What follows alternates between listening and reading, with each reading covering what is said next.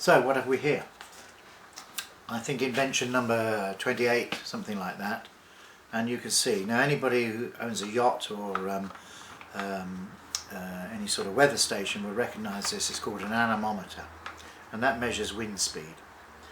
Now this little fella came about because I was sitting in a traffic jam on the M6 many years ago, and in that traffic jam I was looking to my left hand side, and there were all the lots of lights flashing away during the daytime with these battery operated lamps sitting on road cones.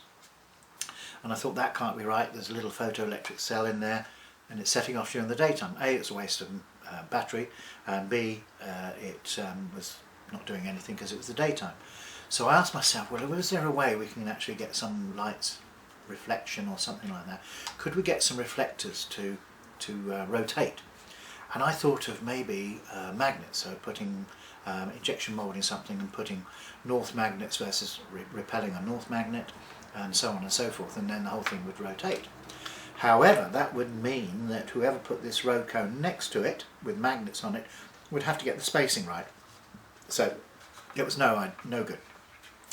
Then, just then, literally a flash, an anemometer. I've seen these going around all the time down on the coast. You see these on boats with 1 mile an hour of wind, believe it or not. 1 mile an hour of wind. This goes round 16.6 times in a minute. But of course we get a lot more than 1 mile an hour wind. So I came up with this system. As you can see, these are back-to-back reflectors. So this little fella here has another one on its back, and it's welded together to keep the moisture out. So there we are.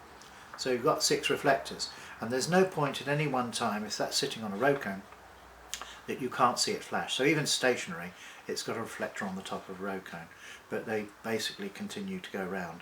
So what did I do? Right, golden rule number 1, as an inventor, hopefully you're going to be, you must make a prototype.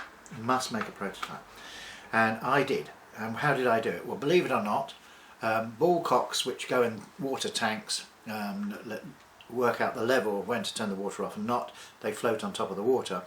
Ball cocks were made of orange material, still are. And so I drove back home straight away. I had an appointment in Manchester, but I turned around, I was so excited. I drove back home, went to Builders Merchants, bought 2 or 3 of these, cut them just off centre, because I needed that curve, because these are the ball cock is a complete ball. So I cut it off centre to give me my bias for the wind. Had some reflectors, found those, glued them together. Then I needed a spindle, so I made up something here to hold those 3, and then something in the top, very basic, almost a nail sitting on top.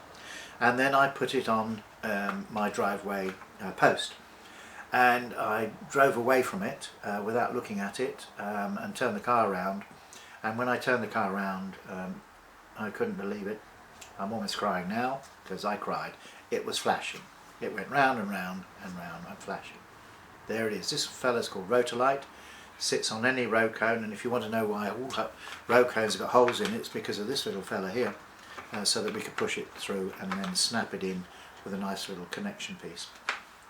So that's the good news. The bad news, Ministry of Transport didn't like it, and they put everything in the way of this being a success.